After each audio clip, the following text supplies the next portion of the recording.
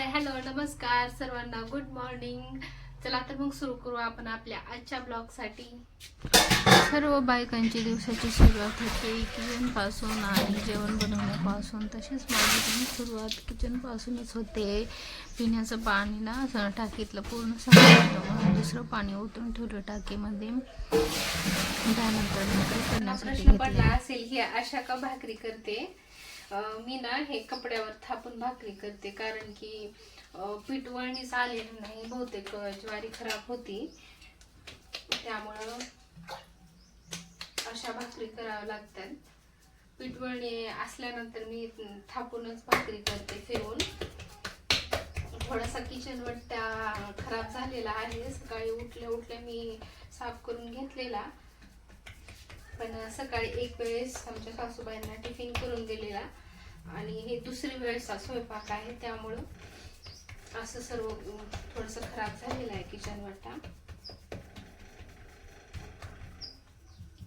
खूप इझी जाते अशा प्रकारे पण भाकरी करण्यासाठी. काही नाही, थोडंसं पीठ जास्त घट्ट नाही मळायचं, थोडंसं सैल पीठ मळायचं. त्यानंतर गोल गोल भाकरी थापून घ्यायची. गोल होत नसेल तर मळ्यासारखं पोळपाट फिरवून करा तुम्ही.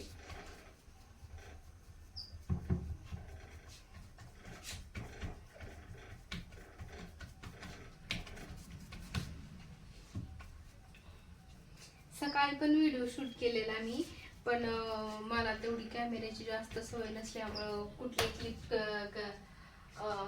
कॅमेरा चालू करायला मी विसरत होते सारखं, म्हणून काही क्लिप आहेत पण अर्धवट आहेत, त्यामुळे मी ते शेअर नाही केल्या तुमच्या सोबत.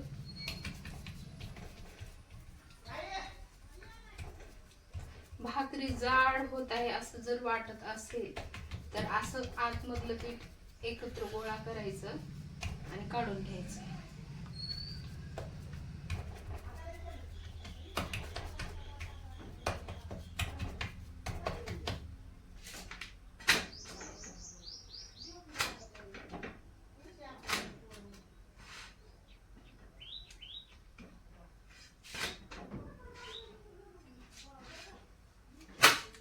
त्यानंतर हे पूर्ण कपड्यासोबत भाकरी उचलायची आणि असं हळू तव्यावर टाकून घ्यायची. 2 मिनिट कपडा तसंच राहू द्या, कारण ती भाकरी पूर्णपणे तव्याला चिपकली जाते. त्यानंतर गरमीमुळे कपडा हळूवार निघतो बाजूला. हे बघा, आणि मोडली थोडीशी, काही प्रॉब्लेम नाही, छान झाली.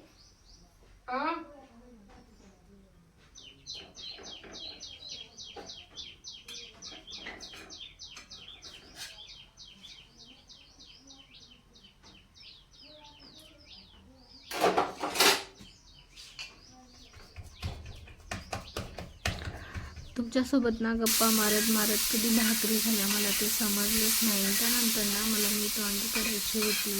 मिठात केलेलं वांगीला मला खूप आवडतं.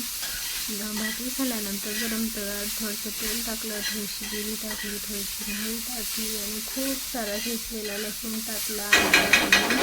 वांगी टाकून तेलामध्ये छान अशी परतून घेतली. त्यानंतर थोडंसं मीठ टाकलं, थोडंसं जास्त मीठ टाकायचं यामध्ये, म्हणूनच त्याला मीठ वांगी म्हणतात ना.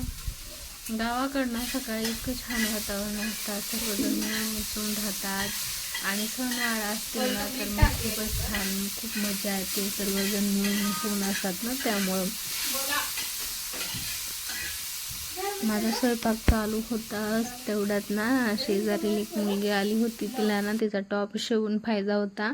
खेळता ना थोडासा उसवलेला अशी म्हणत होती ती, आणि इतकं छान बोलत होती ना, तिला मी नाही म्हणू शकले नाही. म्हणून स्वयंपाक करता मी मशीन चालू केली आणि तिला तिचा हा टॉप शिवून दिला. त्यानंतर मी परत लागले माझ्या कामाला आणि काम करत सर्व लागलेल्या सर्व वस्तू जिथल्या तिथे ठेवल्या ना, काम करताना खूप सोपं जातं. आणि हो, माझ्यामध्ये ना तितकी एक सवय खूप छान आहे, मी घेतलेल्या वस्तू लगेच जागच्या जाग परत ठेवून देत असते. त्यानंतर ना मला करायची होती दाल खिचडी. त्यासाठी ना मी थोडेसे तांदूळ, थोडी मुगाची डाळ आणि थोडी मसुरीची डाळ थोडा वेळ भिजत घालून ठेवली होती मी. आणि रेशनच्या तांदूळाची तुम्ही डाळ खिचडी करून बघा, खूप छान लागते. काका आले होते आणि एवढा डब्बा भरून होतं गव्हाच्या पिठाचा कळणा, तांदूळ चाळलेले तांदूळ, गहू ज्वारी दळण केल्यानंतर उरलेलं ते कोंबड्यांसाठी ते विकत घेऊन जातात. एवढा डब्बा भरून होतं. त्याच्या बदल्यात त्यांनी मला हे 3 साबणं दिलेत, 2 भांड्याची साबणं दिलेत आणि एक विदिशाचं कपड्याचं साबण दिले. एवढा डब्बा भरून मी त्यांना दिलं होतं आणि त्यांनी मला 3 साबणं दिले. मला वाटायले मी आता गेलीच कशाला ते विकण्यासाठी. मला तर खूप हसू येते. ते कोंबड्यांसाठी आणि जनावरांसाठी नेतात ना, त्यामुळे मग मी त्यांना काहीच नाही म्हटलं, घेऊन जावा. आणि त्यानंतर पूर्ण घर साफ करायचं होतं, झाडू मारायचं होतं, सर्व कपड्यांच्या घड्या वगैरे घालून ठेवायच्या होत्या. मग किचन रूम घेतली मी झाडू मारायला. किचन रूम साफ केल्यानंतर गेले मी बेडरूममध्ये. बेड साफ करून ठेवला. पूर्ण कपड्यांच्या घड्या मारून कपाटामध्ये ठेवून दिल्या. काल धुलेले कपडे होते, काल घड्याच मारल्या नव्हत्या मी, त्यामुळे मी आत्ता मारून ठेवल्या. त्यानंतर पूर्ण किचन ओटा साफ करून ठेवला. त्यानंतर बेडरूमला पण झाडू मारून घेतला.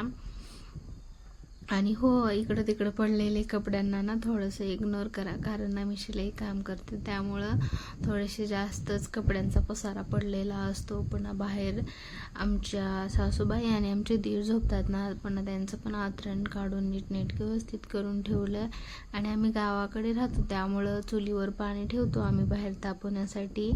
आणि त्यानंतर ना मला इतकी भूक लागली होती, कंट्रोलच होत नव्हती. मग मी जेवण करून घेतलं आणि दुपारच्या टायमाला नवऱ्याने ना फणस आणलं होतं, ते फणस खाऊन घेतलं.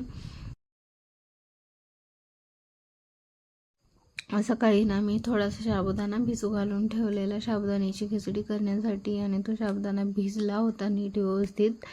मग थोडंसं शेंगदाण्याचं कूट, हिरव्या मिरच्या, थोडीशी कोथिंबीर आणि जिरे टाकून फोडणी दिली. साबुदाणा इतका मस्त झाला होता ना, आणि त्यांच्यासोबत मी पण थोडासा खाल्ला. त्यानंतर मला पडदा शिवायचा होता, तो पडदा पण शिवून घेतला साडीचा. आजच्या व्हिडिओमध्ये इतकंच. नंतर भेटूयात. Bye bye.